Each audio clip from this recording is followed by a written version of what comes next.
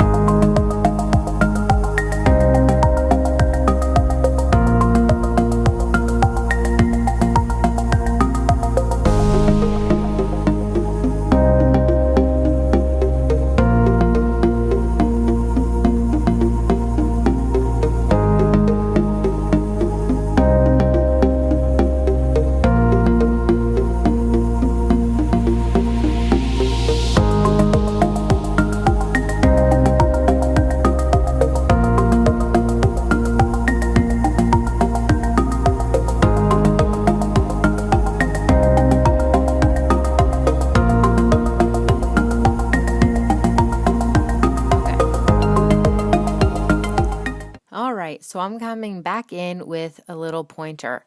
Use a test palette. As you can see above of the painting, I was using it when I was testing out my wash. However, I didn't use it now. I'm always a big fan of using test palettes because I want to know what I'm laying down before I lay it down. However, I got so excited and I was like, yeah, I'm going to use these colors. And yeah, it didn't work. The reasoning is because of the colors that I chose to mix. I had a red shade blue plus pink, and now I'm laying in yellow. That's not going to make nice colors. So in the end, I actually started to get muddy brown and ucky greens and some weird orange. So what I did was, by dabbing it out with my paper towel, I got rid of the strong tones, and by covering it up with the pink, you can't even tell that I made that mistake. So if you end up running into the same kind of mistake as I did, and you got really excited and eager, and you're laying down colors and you're finding that they are starting to come out muddy, an easy fix really is just to take your napkin, a paper towel, a spare piece of cloth, whatever you're using to dry your brushes, make sure you have an extra piece to clean up some boo-boos.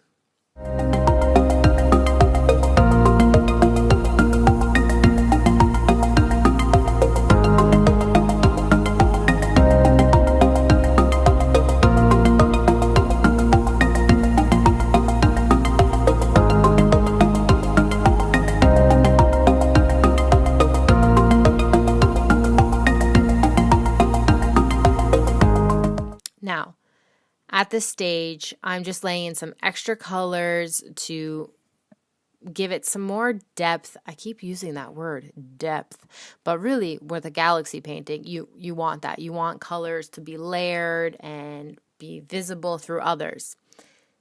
But once you're done, let it dry completely and then take that template and cut out the shape of the giraffe. Because at this stage, we're going to start spraying down some white speckles to add that starry effect to the galaxy. And the best way to protect that wash is just to lay down a protective sheet of paper. So one of the ways that you can do it is by cutting out just the giraffe or finding other creative ways to protect it. But really, just cut out the giraffe and skip this part where I took the giraffe and I folded it. What you need to do is just cover the nose, because I covered the snout area with paper towel later on, and that was far more useful to protect the nose than this method. All right, so let's discuss the white that I'm using. I am using white watercolor paint. And I know some watercolor artists definitely say that it's a little redundant because it's watercolor, you don't need white. However, with the style in which I paint, I find it really handy to use. Plus, I'm making white speckles and I want them to have some that look further away, some that look closer. So using watercolor white, it really does affect that. That being said, you really don't have to use watercolor white. Honestly, you can use gouache if you have it. You can use ink, jelly pens. You can even use acrylic paint. Just use whatever you have and it will splatter around and have some fun with it too, because you don't want it to look identical. And once it's dry, we can get to the fun part. And that fun part is honestly, well, okay. First of all, everything about this process was fun for me, but this stage, the stage of peeling off that masking fluid, it's a different kind of fun. It's that fun you get when you get a gift card and it has that sticky strip that keeps it to its cardboard backing and you can peel it off. That kind of fun. This is what it is. You just want to roll it. You don't pick it. You want to peel it off by rolling. Picking will actually eat at the paper, so you want to avoid that. And what we're going to do once it's taken off is put in some details. I originally covered up the nostril area because I wanted to keep that as a peekaboo, but I changed my mind. I'm actually going to fill it in with a dark color, depending on how you want your giraffe to look, because you don't have to make it look identical to mine.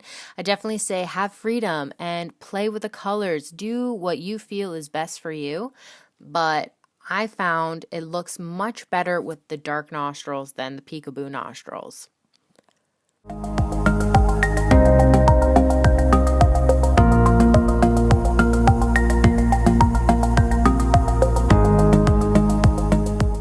At this point, I'm now doing the ears, and how I created that kind of fake feathered furry look was by doing a wet on wet technique. So I'm laying down water and then I'm adding in a light wash of the pink, of that granulated Daniel Smith opera pink that I had mentioned earlier.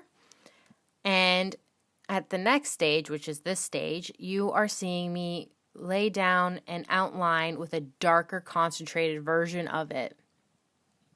How I made that hair feather effect was by, instead of just outlining, I did a swish and flick. So basically I'm flicking the paint inward and it actually helps spread the water so it fans out in a nice directional way, and it really does add an extra layer of detail to the painting.